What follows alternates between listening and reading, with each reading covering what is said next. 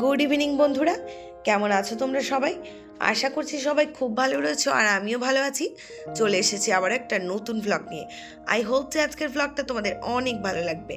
আর যেখান থেকে আজকের ভিডিওটা দেখছো তোমাদের অনেক ভালোবাসা জানিয়ে আজকের ভিডিওটি শুরু করছি।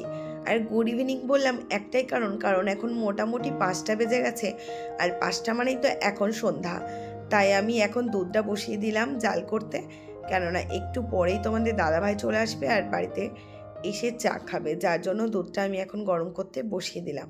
আর এদিকে ফ্লাক্সে জল গরম করে রেখে দিচ্ছি। তো এখন জল গরমটা তো মোটামুটি প্রায় প্রয়োজন হয়, তাই এখন থেকেই ফ্লাক্সে ভরে স্টোর করে রাখি। সারাদিন মোটামুটি এটা চলে, তারপর সন্ধ্যার দিকে এই যে আবারও একবার ভরে নিই। তো চলো এখন ফ্লাক্সে জল গরমটা করে রেখে দিলাম। আর ওদিকে তোমাদের দাদাভাই অলরেডি চলেই এসছে। তো আমার সন্ধ্যা টন্ধ্যা দেখানো কমপ্লিট। আর এই যে দেখো এখন তোমাদের দাদাভাইকে দিয়ে দিচ্ছি একটু জল। তো একটু জল খেয়ে নেওয়ার পরে এখন আমি চা মুড়ি দেবো ওকে। তো ওদিকে দেখো আমি চা বসাচ্ছি আর তোমাদের দাদাভাই নিয়ে এসছে আজকে সিঙ্গারা। তো ভাবলাম সিঙ্গারা দিয়ে আজকে মুড়ি খেয়ে নেবো। তো আজকে ফোনে বলেছিল যে সিঙ্গারা নিয়ে আসবে, যার জন্য আমি আর সন্ধ্যার খাওয়ার জন্য আজকে কিছু বানাইনি। তো অন্যদিন তো মোটামুটি টুকটাক টিফিন করেই থাকি, তো আজকে সিঙ্গারাটা এনেছে বলে আজ আর কিছু বানাইনি। আর আজকের ভিডিওটা সন্ধ্যা থেকেই করলাম, সকাল থেকে সারাদিনের একটা ব্লগ অলরেডি এসেছে তোমাদের সাথে। তো তারপর এটা সন্ধ্যা থেকে পরবর্তী ব্লগ আর কি।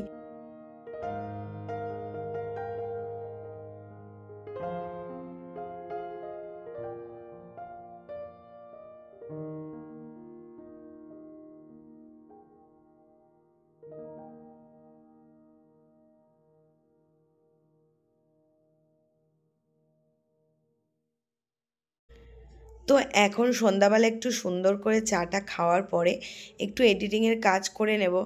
আর তারপরে চলবে ওই 7টা থেকে মোটামুটি 10টা পর্যন্ত কন্টিনিউ টানা কাজ।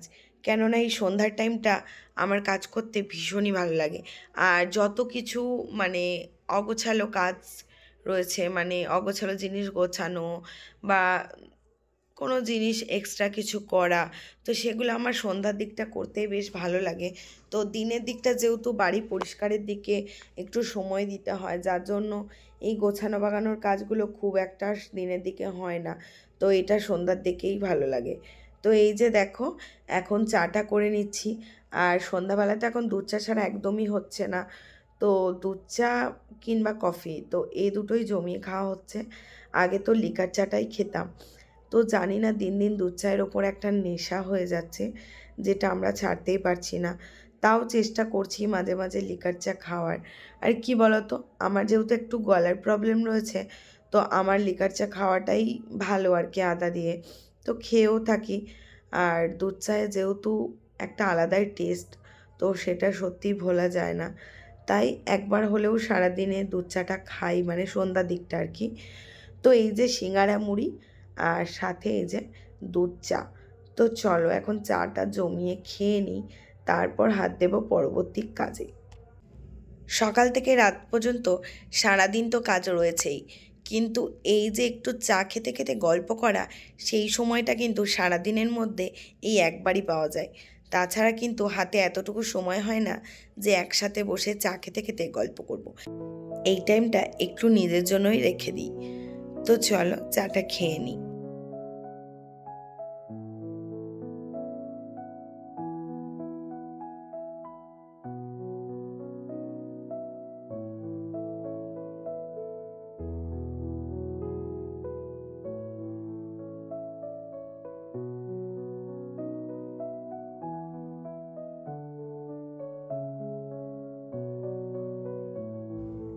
তো এখন চলে এসেছি এই যে জামা কাপড়গুলো ভাঁজ করতে। তো এই বেড কাভারগুলো কাচা হয়েছিল, তো সেগুলো শুকিয়ে গেছে। যেহেতু মেশিনে কেচেছিলাম, যার জন্য তো 90% শুকিয়ে গেছিলো। তো অর্ধেক জামা শুকায়নি আর অর্ধেক জামা শুকিয়ে গেছে। তো যেগুলো শুকিয়ে গেছে সেগুলো জায়গা মতো ভাঁজ করে ভরে দিচ্ছি। আর কি বলতো, যেহেতু বেড কাভারগুলো কমফোর্ট দিয়ে কাচা হয়, মানে মেশিনের সব জামা কাপড়ই যেহেতু কমফোর্ট দিয়ে কাচা হয়, বেশ সঙ্গে সঙ্গে গুছিয়ে নিলে একটা ফ্রেশ সুগন্ধ থাকে, যেটা ভালো লাগে। ওয়ার্ড্রপের মধ্যে থেকে পরে যখন বের করি সেই গন্ধটা তখনও থাকে। তাই চেষ্টা করি বেশি দিন ফেলে না রেখে সঙ্গে সঙ্গে গুছিয়ে নেওয়ার। তো যেই বেড কাভারের সাথে পিলো কাভারগুলো রয়েছে তো সেগুলো সেইটার সাথে সেট করে রেখে দিচ্ছি, যাতে পরে আমার খুঁজে পেতে সুবিধা হয়। তো এমনটা নয় যে এটার সাথে এটাই সেট, তো আমি এর সাথে কম্বিনেশন করে মানে পাতি আর কি। তো সেই কারণে এটার সাথে এটা সেট করে রেখে দিচ্ছি আর কি। তো এই যে এরকমভাবে বেড কাভারের ভাঁজে ভাঁজে পিলো কাভারগুলোকেও ভরে দিলাম। তো এখন খুব একটা জামা কাপড় ছিল না, যে কটা ছিল আমি সে কটাই গুছিয়ে নিলাম। তো এই যেহেতু এই রুমের বেড কাভারটা কাচা হয়েছিল, তো সেটা পাতা হয়নি, তো এখন এটাকেও পেতে দিচ্ছি। আর তোমাদের তো বললাম বাড়িতে একটা ছোট্ট অনুষ্ঠান রয়েছে, তো যেটার জন্য সব কিছু পরিষ্কার হচ্ছে আর কি। মানে পরিষ্কার বলতে রেগুলার যেরকম হয় সেরকমই তো চলছে, কিন্তু তাও একটু গুছিয়ে বাগিয়ে রাখছি আর কি। যেহেতু ঠান্ডা পড়ে গেছে, বাড়িতে কোনো আত্মীয় স্বজন আসলে তাদেরকে ঠান্ডার জিনিসপত্রও বের করে দিতে হবে, সেই জন্যই আর কি সব কিছু একটু গোছানো বাগানো চলছে। তো এই যে এখন এই বেড কাভারটা এখানে পেতে দিচ্ছি। আমার এই সংসারের ছোট ছোট গোছানোর কাজগুলোতে আমি এমন অভ্যস্ত হয়ে পড়েছি, যেন মনে হয় সারাদিন যদি গোছানোর কাজ করে যাই তাহলেও আমার কোনো ক্লান্তি নেই। মানে নিজের ঘর পরিষ্কার পরিচ্ছন্ন রাখতে কে না চায়। তো এই পরিষ্কার পরিচ্ছন্ন রাখতে রাখতে সত্যিই আমি অভ্যস্ত হয়ে পড়েছি। এতটুকু এলোমেলো হলে যেন আমার ভালো লাগে না। সবসময় বিছানা যেন টান টান, সব জায়গা যেন সুন্দরভাবে সাজানো গোছানো থাকে, এটাই সবসময় মনে হয়। আসলে এটা করে করে এইভাবেই অভ্যস্ত হয়ে পড়েছি। এখন এই যে কুশনগুলোকেও সোফাতে দিয়ে দিলাম। আর সোফাটা তো তোমরা জানোই যে সারাদিনে অনেকবারই পরিষ্কার করে থাকি। তো এটাকে আবারও বেশ সুন্দর করে কভারগুলো তুলে সাজিয়ে গুছিয়ে পেতে দিলাম। আর এই যে দেখো শীতের যে ব্ল্যাঙ্কেট সেটাও বের করেছি, আর রোদ্রেও দিয়েছিলাম। তো এখন গুছিয়ে রেখে দিলাম। তো এই রুমটা আমার পুরোপুরি গোছানো কমপ্লিট হয়ে গেল। তো চলো একবার দেখে নাও রুমটা কেমন লাগছে।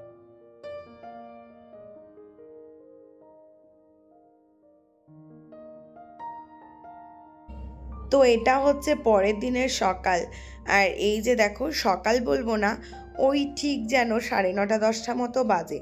আর এদিকে তো সকালে রান্নাবান্নার বাসন সমস্ত দিদি ধুয়ে দিয়ে গেছে। আর টুকটাক কটা টিফিন বক্স ছিল, যে কটা আমি ধুয়ে নিলাম। আর এখানে কটা মশলার কন্টেনার ছিল, সে কটাও আমি ধুয়ে নিলাম। আর চায়ের বাসনটাও ছিল, সেটাও ধুয়ে নিলাম। তো সেগুলো এই যে এখন জল ঝরাতে দিয়ে দিচ্ছি। আর এরপর রয়েছে আমার একটা বড় কাজ। সকালে রান্নাবান্না হয়ে গেলেও এদিকে আমাকে কিছু আজকে ব্রেকফাস্টের জন্য বানিয়ে নিয়ে যেতে হবে আমাদের স্কুলে মানে হচ্ছে রায়ের স্কুলে। তো রায়ের এখন এক্সাম চলছে। আর আমাদের যে ফ্রেন্ডের টিমটা রয়েছে, মানে রায়ের বন্ধুর মারা আর কি, তো আমরা 5-6 জন মিলে একটা মানে আমাদের টিম আছে আর কি, 6 জনের একটা টিম রয়েছে। তো আমরা রোজ স্কুলে গিয়ে গল্প করি বসি। তো যেহেতু এখন এক্সাম চলছে, বেশ রোদের মধ্যে সবাই মিলে বসে থাকছি, অনেকেই আসছে, ভীষণই ভালো লাগছে। তো যার যা আজকে পালা পড়েছে একটা একটা করে টিফিন বানিয়ে নিয়ে যাওয়ার। তো এদিকে আমি আজকে বানাবো ভেজ পকোড়া, আর সাথে হচ্ছে চা। তো ওদিকে কেউ আনবে চপ, তো কেউ আনবে নিমকি। এইভাবেই কিন্তু আমাদের শীতের শুরুর পিকনিকটা হয়ে গেল আর কি। তো এই যে যার জন্য আমি নিয়ে নিলাম বেসন, আর তার সাথে দিয়ে দেবো কর্নফ্লোর। তো এই রেসিপিটা তোমাদের সাথে শেয়ার করছি, কারণ এই ভেজ পকোড়াটা শীতকালে দুর্দান্ত খেতে লাগে। তো এই যে দেখো এখন নিয়ে নিলাম বেসন। তো একটা মাপ করে তোমরা নিয়ে নেবে, যতটা বেসন নেবে তার 1/4 মতো কর্নফ্লোর নিয়ে নেবে এখানে। তো দুটোকে বেশ ভালোভাবে মিক্স করে নেবে। তো আমি এই যে দেখো 1/4 মতো কর্নফ্লোর নিয়ে নিলাম। তো এখন এটাকে বেশ ভালোভাবে মিক্স করে নিচ্ছি। আর এখানে সবজি নিয়েছি কি কি সেটা তোমাদের একবার বলে দিই। সেটা হলো গাজর, বিনস, ক্যাপসিকাম, আর বাঁধাকপি, ধনেপাতা, আর ওদিকে নিয়েছি পেঁয়াজ। তো এখন দুটোকে ভালোভাবে মিশিয়ে নিয়ে একটু একটু করে জল দিয়ে আমি ব্যাটারটা বেশ ভালোভাবে ফেনিয়ে নেব। তো ফেনিয়ে নেওয়ার পরে এদিকে আমি সবজিগুলো দিয়ে দেবো। আর সবজিগুলো একদম ছোট্ট ছোট্ট করে কেটেছি, যাতে তেলে ভাজার সময় একদম ভালোভাবে সিদ্ধ হয়ে যায়। তো এখন এই ব্যাটারটার মধ্যে এগুলোকে মাখিয়ে নিচ্ছি। আর বাঁধাকপিটা আমি একবারে দিচ্ছি না, যতটা লাগবে পরিমাণ বুঝে একটু একটু করে দিয়ে দিচ্ছি। আর এর সাথে যদি নুনটা দিয়ে একটু মাখিয়ে নেওয়া যায়, তাহলে কিন্তু সবজিগুলো থেকে একটু জল বের হবে, আর সবজির পরিমাণটা আমনিই কিন্তু কমে চলে আসবে। তো তারপর দিয়ে দিলাম পেঁয়াজ। আর এগুলোকে সব এক জায়গায় জড়ো করে বেশ ভালোভাবে জিনিসটা মাখিয়ে নিয়ে কিছুক্ষণ রেখে দিতে হবে। তো সেটাই আমি করছি। এখন এটা ম্যারিনেট করে একটু কিছুক্ষণ রেখে দিলাম। তো 10-15 মিনিট পর এদিকে আমি চলে আসলাম আবারও। এখানে দিয়ে দিচ্ছি একটু আদা কুচি, আর এখানে রসুন কুচিও দেওয়া যায়, তবে আমি শুধু আদা কুচিই দিয়েছিলাম, রসুন কুচি আমি এখানে দিইনি। আর তোমরা চাইলে আদা নাও দিতে পারো, তো আমার ভালো লাগে তাই আমি দিয়েছিলাম। তো এখন আদা কুচি দিয়ে দিলাম, আর এখন দিয়ে দেবো অল্প একটু চিনি। তো চিনি, লবণ এগুলো নিজেদের স্বাদ মতো একটু দিয়ে দেবে। তো তারপর এখানে দিয়ে দিচ্ছি একটু শাহি গরম মশলা। তো শাহি গরম মশলাটা মানে দিলে একটা সুন্দর সেন্ট আসে আর কি। তো তারপর দিয়ে দিলাম একটু বিট লবণ, আর এখন দিয়ে দিচ্ছি একটু কাসুরি মেথি। তো তারপর এটাকেও আমি বেশ ভালোভাবে মাখিয়ে নেব। আর এখনও দুটো জিনিস দিইনি, সেটা এই যে এখন দিয়ে দিচ্ছি, সেটা হলো একটু চালের গুঁড়ি, যেটা দিলে পরে একটু মুচমুচে হয়। আর সাথে হচ্ছে একটু খাবার সোডা। তো প্রথমেই আমি খাবার সোডা দিয়ে দিলাম, তো তারপর এদিকে চাল গুঁড়িটা দিয়ে দিলাম। তো এখন এই যে সবগুলোকে একসাথে বেশ ভালোভাবে মাখিয়ে নিয়েছি। আর অনেকগুলো পকোড়া হয়েছিল, মানে বেশ অনেকগুলো, আমার ভাজতেও অনেকটা সময় লেগেছিল। যেহেতু আমি স্কুলে নিয়ে যাব, তো আমরা অনেকজন মিলেই রয়েছি, তো সবার তো মোটামুটি 2-3টে করে ভাগ পেতে হবে, যার জন্য অনেকগুলো করেছিলাম। আর ওদিকে তোমাদের দাদাভাইকেও টিফিনে দিয়ে দিয়েছিলাম। তো এখন এই যে ব্যাটারটা দেখো, খুব একটা পাতলা হলে হবে না, আবার খুব একটা যে টাইট করারও দরকার নেই, মিডিয়াম টাইপের করলেই হবে। আর সব কিছু নুন, মিষ্টি, ঝাল এটা একটু চেক করে নেবে, তেলে ছাড়ার আগে এটা একটু চেক করে নেবে। তো তারপরে এই যে দেখো সমস্ত মাখিটাকে নিলাম। তো ওদিকে আমি কড়াইয়ে তেলও বসিয়ে দিয়েছি। তো আমার তেল গরম হয়ে গেছে, আর একে একে আমি এই যে পকোড়াগুলো এখন ছেড়ে দিচ্ছি।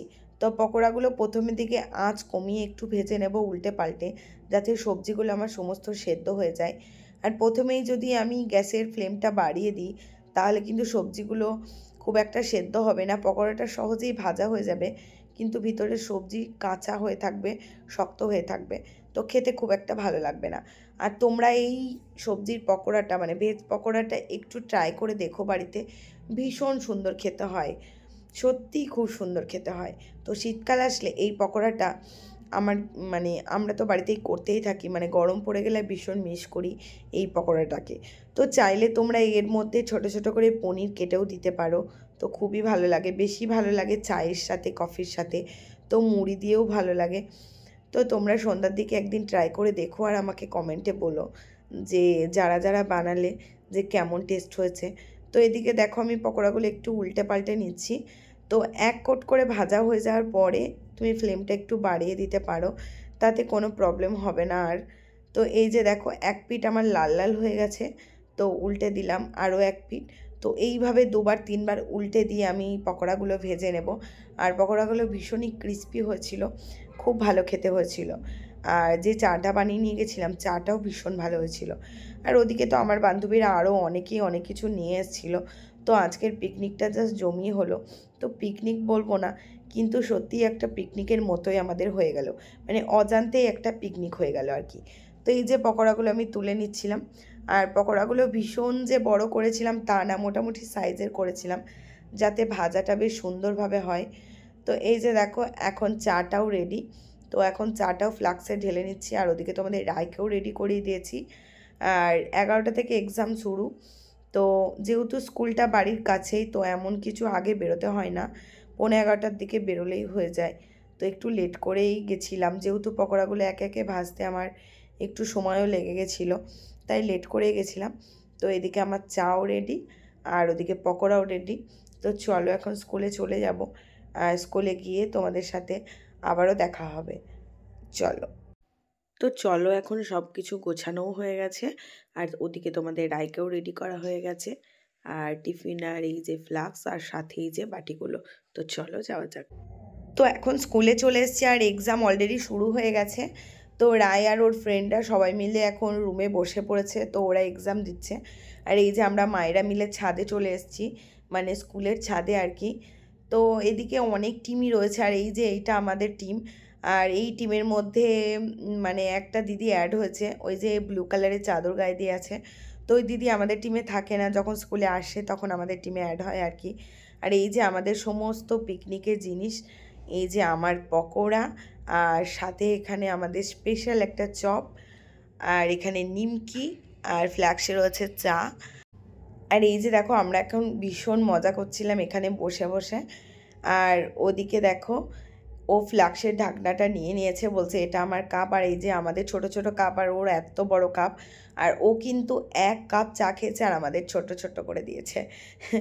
তো ওটা মজা করছিলাম বন্ধুরা, ও চা খেতে ভালোবাসে তাই ও একটু বেশিই খেয়েছে। আর এই যে পকোড়া আমাদের দেখাচ্ছিল, আর সত্যি ভীষণ মজা করে খেয়েছি আমরা। আর সবগুলো ভীষণই টেস্টি ছিল। আর নিমকিটা আমি শেষে খেতে পারিনি, তাই আমি আমার পকোড়ার টিফিন বক্সটা করে ভরে নিয়ে চলে এসেছিলাম। তো চলো বন্ধুরা আমরা খেয়ে নিই, আর আজকের ভিডিওটা এখানেই শেষ করছি। কেমন লাগলো কমেন্টে অবশ্যই জানাও।